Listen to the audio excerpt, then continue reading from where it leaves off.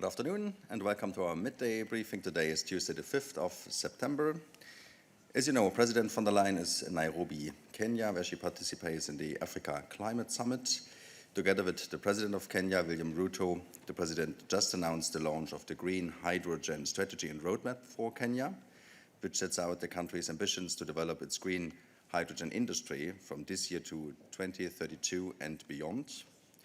The EU will commit 12 million in grants to leverage public and private investments in Kenya's green hydrogen industry under the Global Gateway.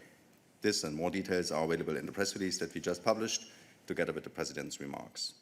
Now let me continue our announcements with the college agenda for tomorrow, following the meetings of heads of cabinet, as well as the press events that we are preparing for you.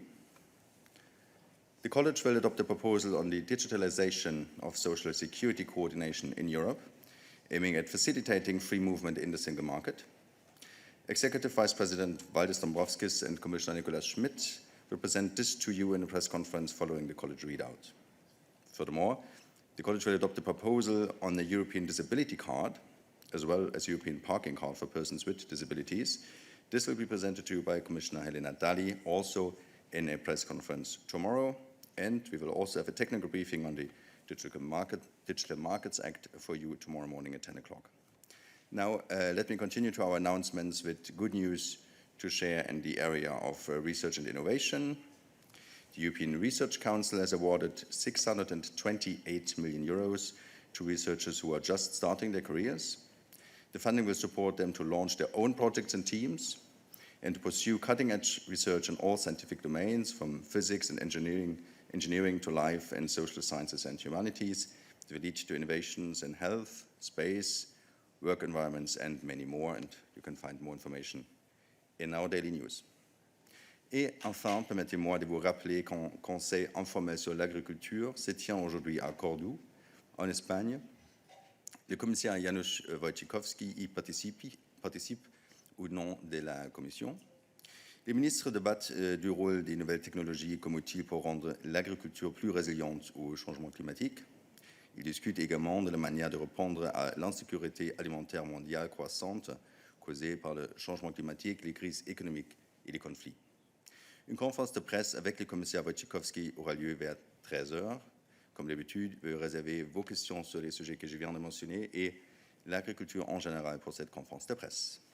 Voilà qui clôt nos annonces d'aujourd'hui. Nous pouvons passer à vos questions. Who wants to start? No question. I was about to say no question in the room. Moses, please go ahead.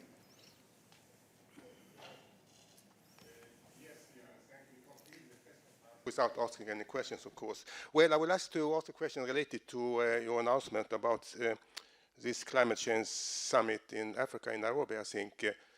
And there is, in fact, one crucial issue concerning Africa and climate change, and that is the risk of drilling for oil and gas in Congo, in the Democratic Republic of Congo.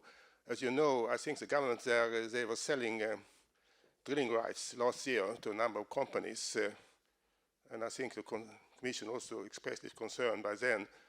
And I don't know how much is the progress, but there are reports now that they have to insure, those companies and the European insurance companies might also be involved. Do you have an update on the Commission's position on the drilling for oil and gas in the rainforest in Congo? Thank you. From Kenya to Congo, Tim joins me on the podium to see what we can do for you. Thanks, Johannes. Yeah, Mose, it's not something I really would have much to comment on. I think, as we've said in the past, if you're talking about third countries, how they choose to exploit their natural resources is a question of their sovereignty. Now, what we always convey to them and to all parties is that we are building a world which is moving away from fossil fuels. We want to see investments made in renewable energy and energy efficiency and sustainable and decarbonized energy systems in the future. It's something, as the President has highlighted this morning, that we're investing heavily in through Global Gateway, those sustainable energy pathways. So yeah, no real specific question. As I say, this is a choice for those governments. But of course, what we want to see domestically and around the world is more and more investments in renewable energies and getting away from having fossil fuels, climate harming fossil fuels in our energy systems. Many thanks indeed, Tim. Do we have other questions for Tim today? This doesn't seem to be the case. Thank you, Tim. Sunniva, you had your hand up online.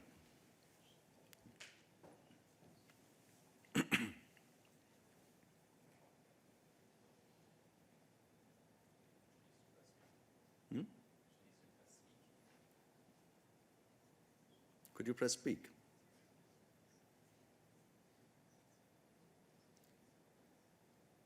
No. Sunniva, we seem to have an issue. Press speak, or otherwise we come back to you later.